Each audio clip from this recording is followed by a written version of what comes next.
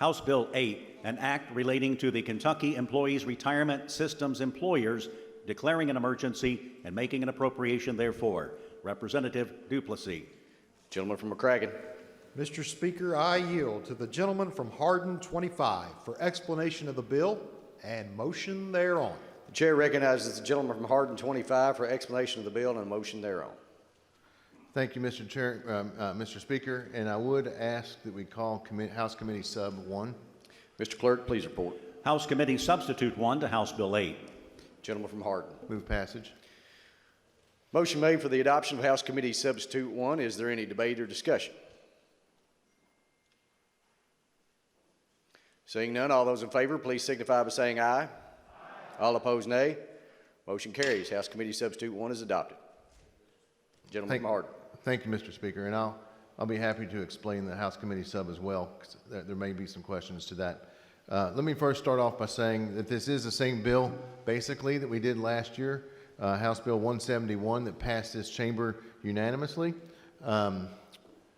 This is a bill that was worked on a bipartisan effort. A lot of the folks in this room helped me with that.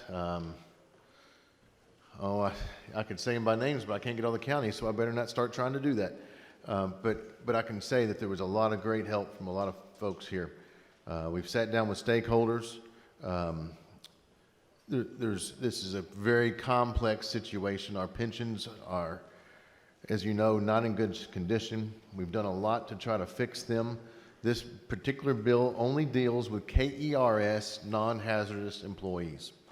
What this bill does, and I think most of us can probably agree to the premise, then we might need to talk about, if you have any questions, how that happens. But the premise is that instead of paying a percent of pay, which is what we do now, if you have $1,000 in payroll, then you would pay 8% of that $1,000 to KERS.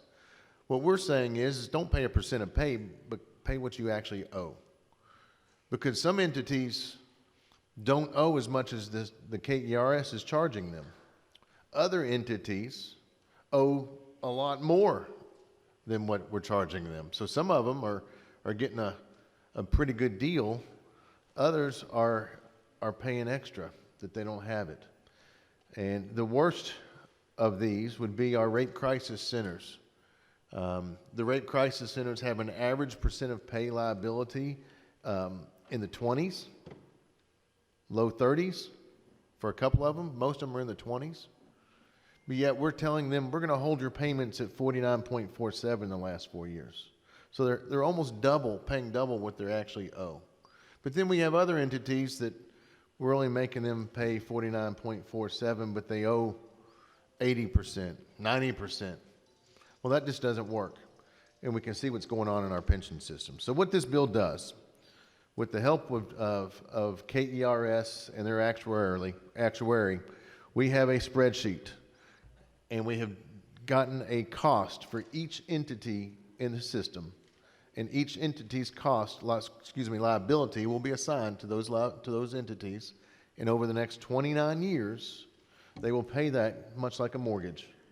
So instead of doing percent of pay, which doesn't make a lot of sense because as payroll changes, and what folks have figured out is if I have $100,000 in payroll going to KERS, that means I have to pay $85,000. Why don't I just cut my payroll, hire them back as contract labor, and I won't have to pay that? Well, that's great for that entity. That's killing the system. So we got to stop that. And this bill does that. And so I'm happy to take this bill and answer any technical questions you might have about it. But in a nutshell, it's the same bill we voted on last year. Let me just quickly talk about the committee sub. The committee sub put in some provisions for our health departments, especially a district such as where I live, Lincoln Trail, for instance, has multiple counties that district serves. Sometimes a county might want to go out on their own. They might want to leave a district and go out on their own. KERS approached us and said, we love this bill. In fact, they helped us draft it. But they said, we don't know how to assign that liability if that entity leaves. So what we came up with from help from the Health Department Association was a way to assign that liability when they leave. So that the committee sub basically does that for health departments that have broken up or will break up. So if you have any questions, I'd love to hear those. Thank you. If not, I would move adoption.